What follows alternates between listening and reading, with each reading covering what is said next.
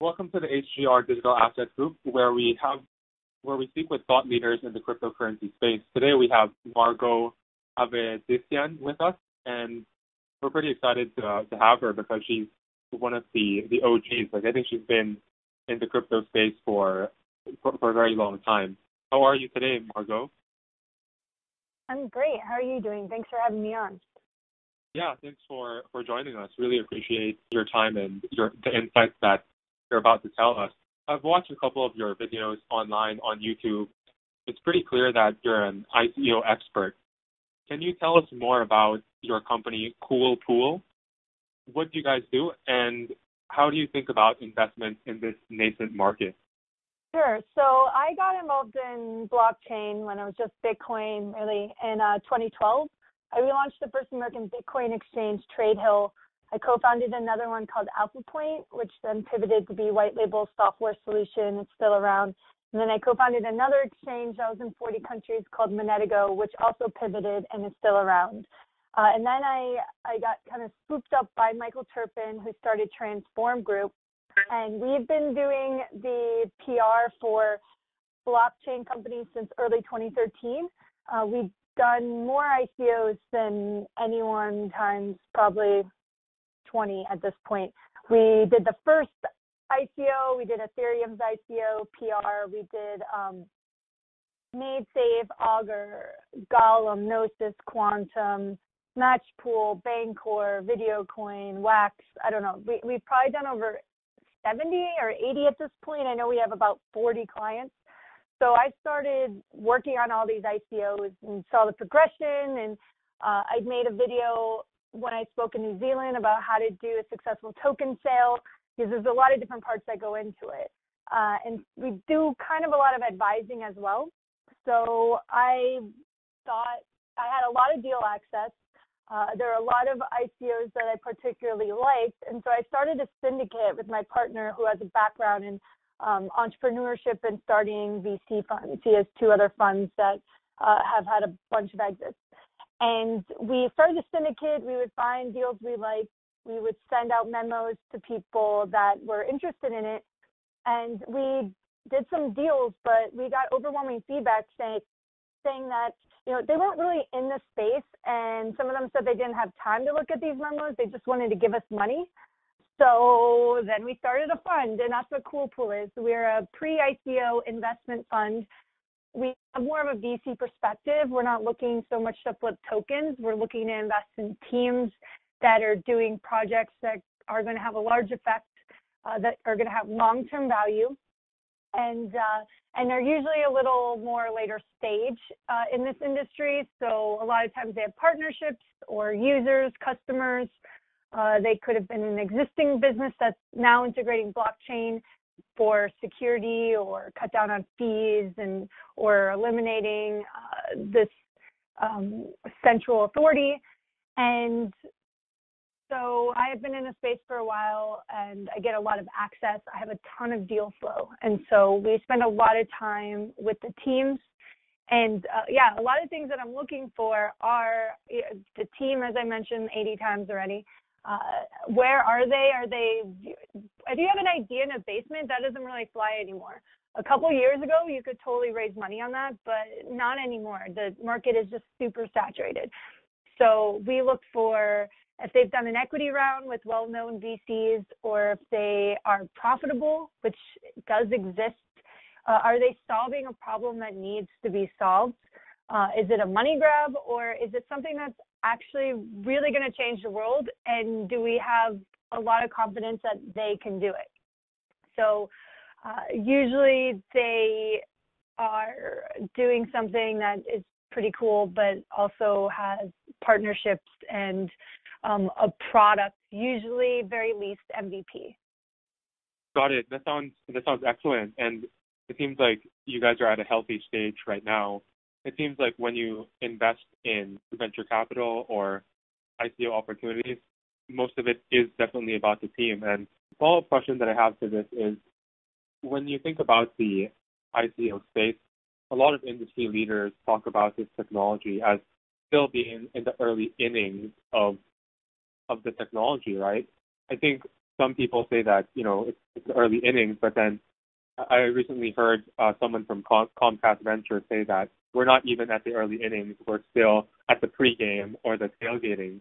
And I think there's mixed thoughts on where the market is at.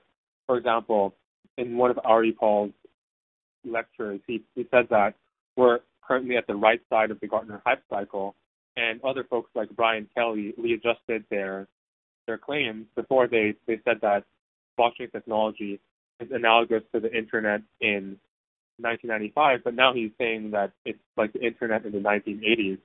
So my question is, where do you feel blockchain technology is at now? Well, I think it's to the disadvantage to try to compare it so much to other things that have happened, because this really isn't like anything else. It's decentralizing pretty much everything.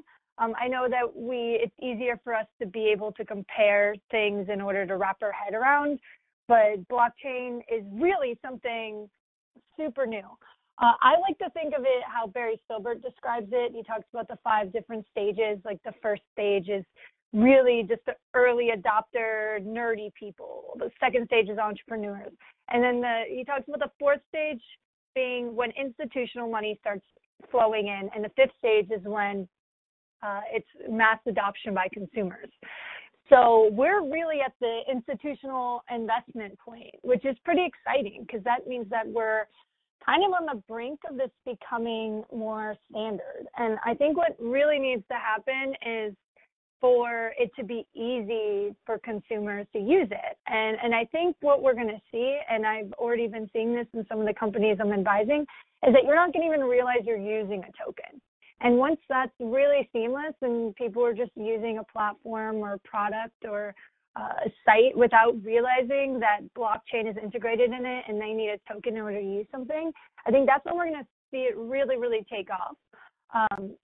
But it is really early in the space, but you can't really discount that it is being used.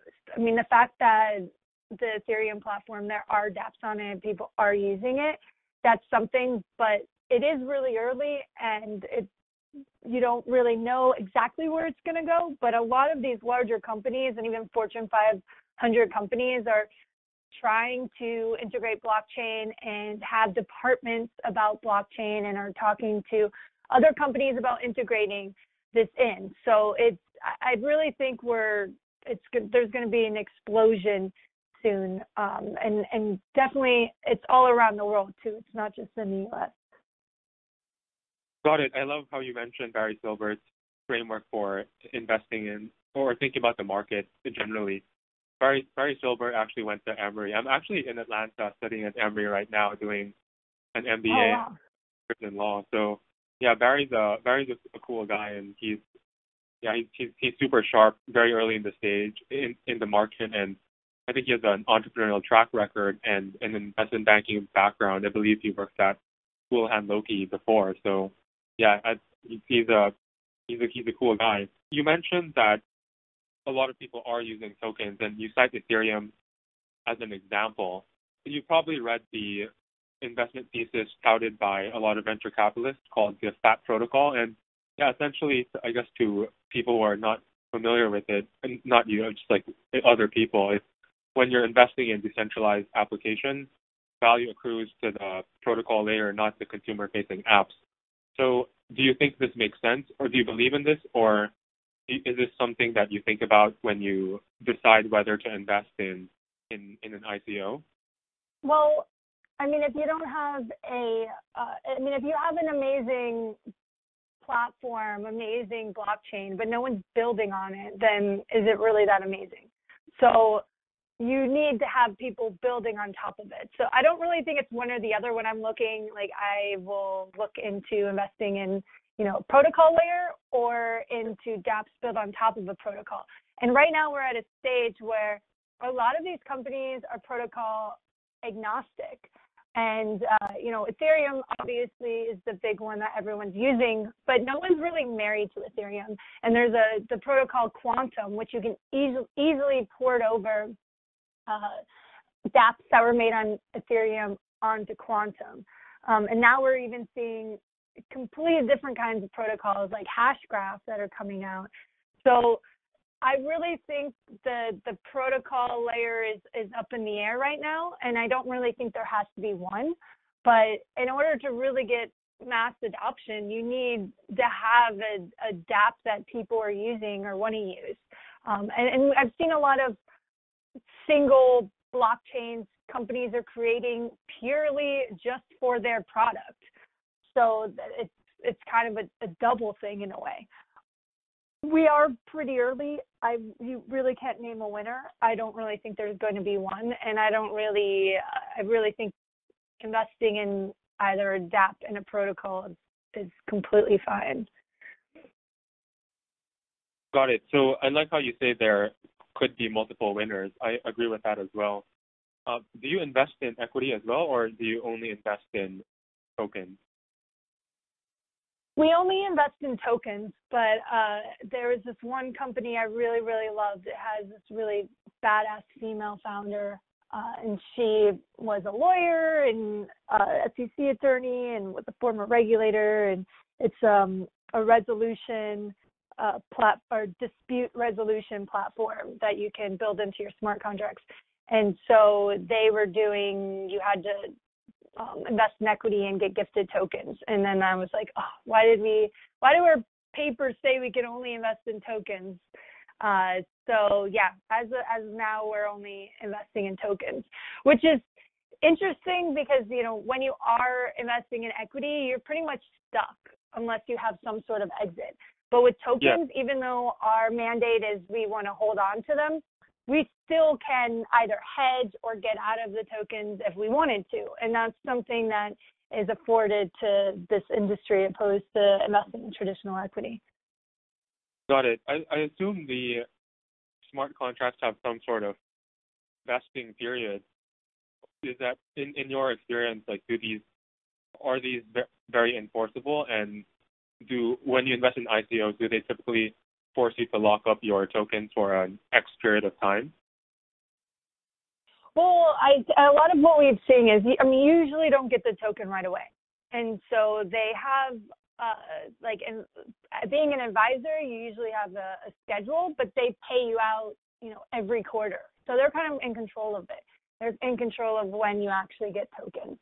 So I guess it just depends on how the company works, but I wouldn't say there's any rhyme or reason or really any standard practice, because a lot of times you don't even get the token for a while. So it's unintentionally or maybe intentionally locked up because you're not just getting it. Okay, I see. I haven't seen that many smart contracts that's paying out in different times. I did meet a company that was started by lawyers where that's what they're trying to do. I think we're going to see a lot more of that, where companies raising money in ICOs, they aren't going to be paid out until they hit different milestones. So there are companies trying to do that. And what's interesting is meeting different investors and investors from more of the old school, old world, trying to then force those practices on this industry. So I met one in London, and he said he won't invest in any of these tokens in private sales unless the founders are locking up their tokens for 4 years. Like, 4 years is a really long time in this industry. It's barely been around for 4 years. So to ask someone to do that is kind of pretty ridiculous. And it really blows my mind sometimes how people from a very different world are it's kind of like trying to force a square peg in a round hole.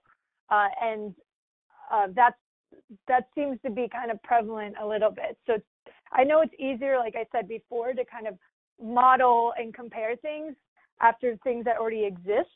But what this industry is really doing is disrupting a lot of the things that we came to know. And that's what's really amazing about it. Yeah, I totally agree on that point. I've heard, although, I've not been in the States as long as you have, but I do think that milestone-based investing makes a lot of sense, right? That's how traditional venture capital companies are structured. And the reason why is they need to ensure that there is an alignment of incentives. If you get one huge lump sum payout without any results, then it sort of like a moral hazard where you get the benefits of raising capital, but you don't suffer the consequences of failure. That's why they want to, at least that's how I think about it. Like that milestone-based investing makes more sense because founders are rewarded every time they reach a certain metric. And I think it also helps companies or founders think more about the long-term sustainability of their project rather than focusing on short-term vanity statistics that often will not lead to user monetization or, in this case, user adoption. So totally agree with your point there. There are but you can automate it now too. So that's what's really interesting about this. It's that, and there aren't really when you're raising money with an ICO, instead of having like a handful of VCs or investors looking at what you're doing, you have thousands, sometimes tens of thousands of people looking at what you're doing, and you can see where the money moves. I know a company that had this whole kind of scandal really only because they moved money from the wallet to an exchange to another exchange to try to hedge because the price was dropping, and only one person had access to that key. But when a disgruntled co-founder says that the CEO ran off with money, when you can see the money moving, that definitely caused some concern. So it's very different in terms of being able to really follow the money and having a lot more accountability required and having a lot more people wanting to know what you're doing. Yeah, I totally agree on that point. And I think when people think about these tokens, the old perception is that people can get away with whatever they want. But I think Barry Silbert also mentioned once that regulators and law enforcement, they actually prefer the use of most tokens than the use of fiat or the US dollar, right? Because the dollar is in cash, it's like super hard to trace. Yeah, that's been an argument I've been using for a while. Yeah, so I don't want to take too much of your time. I really appreciate your insights. I do have one final question though. I guess, is there anything that you would like our viewers to know? Do you have any input on the short and long-term trends that you think will play out? And which use cases do you think will be adopted the fastest? Sure. So I think security tokens are going to be a big trend, either because there's a path to be regulated with that. But I went to Polycon and there's all these, exchanges just for security tokens that are popping up.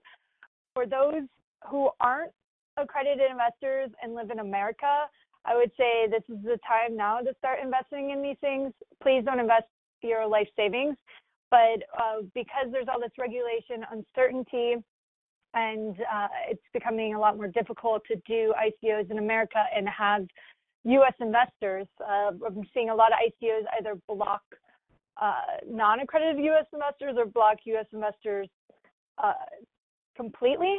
And so to me, it's a little sad that it's taking away people's ability to invest in things that they want to, that they believe in, when the rest of the world can do it. And a lot of these early Bitcoin people became accredited investors because they invested in this very early. So I would say if you really want to do this, get going on that now before you're not able to anymore. Do a lot of due diligence. It's kind of like investing in regular startups.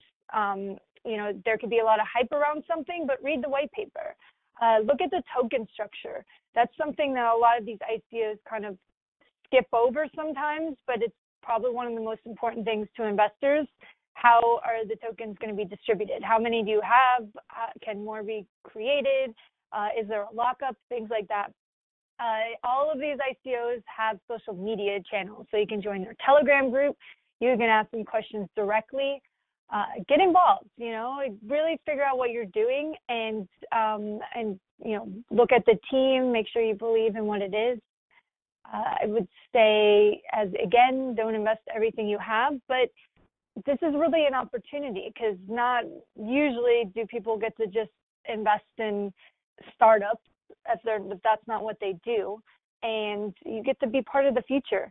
And the other thing I'll say is, and I mentioned it a trillion times before, is that this is really hard to compare to things that already exist. So it's okay not to completely understand it. Like, I don't know how my television turns on. I just know that it turns on and I can watch it. And I think sometimes people get really caught up in the technical minutia when we don't do that so much with other things.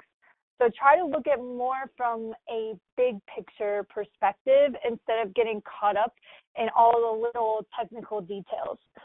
I really think that we're going to start seeing a lot of these big corporations that take our data or make money off of us where we don't really have control of things. But we're now going to be able to be compensated for participating in things like that with this new decentralized world. So every company, industry you can possibly imagine is starting to incorporate blockchain, or people are doing ICOs in really every industry. It's kind of mind-blowing. And taking away that third party, like Amazon that takes 30% of whatever you're selling, and it has to be the lowest price on Amazon. You can't even have the lowest price on your website. Things like that, where we have these corporate middlemen that are profiting off everyone. Instead, because of blockchain, we can have peer-to-peer where you're directly transacting with people and being rewarded when you're contributing to the system or community by getting tokens. So there's a bigger picture than just making money in this blockchain industry of investing. It really is trying to disrupt the status quo and bring the control back to people and being rewarded for participating and for, being part of this goodness in this movement and taking away or bringing more accountability.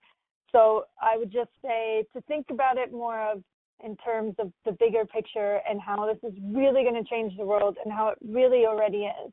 I love how you talk about why someone should not get into the weeds. I mean, obviously it's important to have like a technical team do, I guess, like source code audits.